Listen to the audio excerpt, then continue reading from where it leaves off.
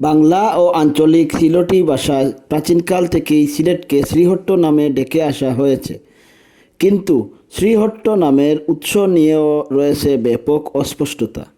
এর সাথে হিন্দু পৌরাণিক আখ্যানের প্রভাব জড়িত থাকতে বলে ধারণা করা হয়। হিন্দু পুরাণ অনুযায়ী শ্রী শ্রী হাটকেশ্বর হচ্ছে মহাদেব শিবের বহু নামের অন্যতম।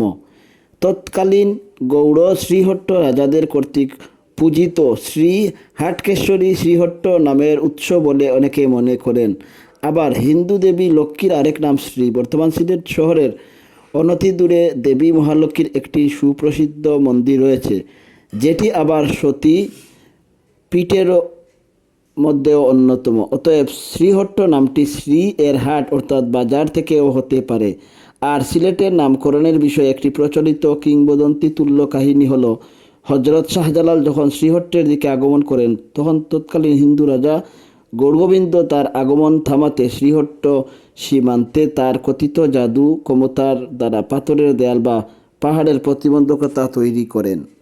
আমরা যেহেতু মাল্লিছড়া চা বাগানের ভিতর দিয়ে যাচ্ছি, সুতরাং মাল্লিছড়া চা বাগান সম্পর্কে একটু জেনে নেই।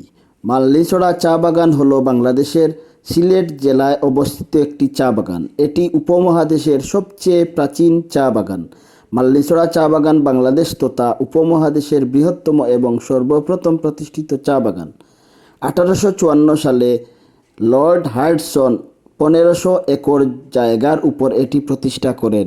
এই চা বাগানটি সিলেট আন্তর্জাতিক বিমানবন্দর থেকে স্বল্প দূরে অবস্থিত। 1650 সালে চীনে প্রথম চা উৎপাদন শুরু হয়। দেশটির বুদ্ধিজীবীদের প্রতিদিনকার জীবনের 7টি কাজের একটি ছিল চা পান। তার প্রায় 200 বছর পরে 1854 সালে ভারতীয় উপমহাদেশের সিলেটেই প্রথম চা উৎপাদন শুরু হয়। চায়ে অভ্যস্ত হয়ে পড়ে ব্রিটিশ আর বাংলাদেশিরা। সিলেটের মাল্লিছড়ার চা বাগান থেকেই উপমহাদেশে চা চাষের গোড়াপত্তন শুরু হয়। এরপর 1.5 শতাব্দী মাল্লিছড়া বহু ইংরেজি, পাকিস্তানি ও বাংলাদেশি ব্যবস্থাপকের হাত ধরে 1988 সাল থেকে এখনও ব্যক্তিগত মালিকানাধীন রয়েছে। শ্রীমঙ্গলকে চায়ের দেশ বলা হলেও সিলেটের এই চা বাগান থেকেই চা চাষের গোড়াপত্তন, যা এখন ইতিহাস ও ঐতিহ্যের অংশ। সাবেক মার্কিন রাষ্ট্রদূত কে টমাস প্লেন থেকে নেমে বাগানের রাস্তা দিয়ে যাওয়ার পথে বলেছিলেন, পৃথিবী এত সুন্দর যে মাল্লিছড়া বাগান না দেখলে তা বোঝা যাবে না। শুধু হ্যারি কে টমাস নয়, সিলেটের চা বাগানের সবুজ মায়ায় প্রতিদিন জড়ো হন হাজার হাজার দেশি বিদেশি পর্যটক। যেহেতু আমরা উসমানী আন্তর্জাতিক বিমানবন্দরের দিকে যাচ্ছিলাম, সুতরাং উসমানী আন্তর্জাতিক বিমানবন্দর সম্পর্কে একটু জেনে নেই।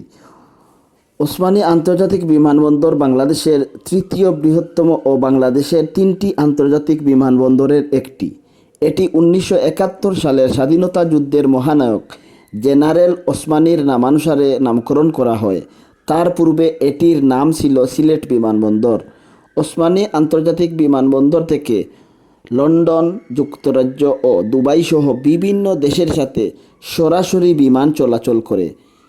তাছাড়াও দেশের অভ্যন্তরে ঢাকা টু সিলেট, সিলেট টু চট্টগ্রাম ইত্যাদি রুটেও বিমান চলাচল করে থাকে। খুব সাম্প্রতিক সময়ে সিলেট শিলচর ও সিলেট চট্টগ্রাম রুটেও বিমান চলাচল করার কথা রয়েছে। সিলেট সম্পর্কে ছোট্ট এই বর্ণনাগুলো আপনার ভালো লাগলে চ্যানেলটি সাবস্ক্রাইব, লাইক এবং কমেন্ট করতে ভুলবেন না। ধন্যবাদ।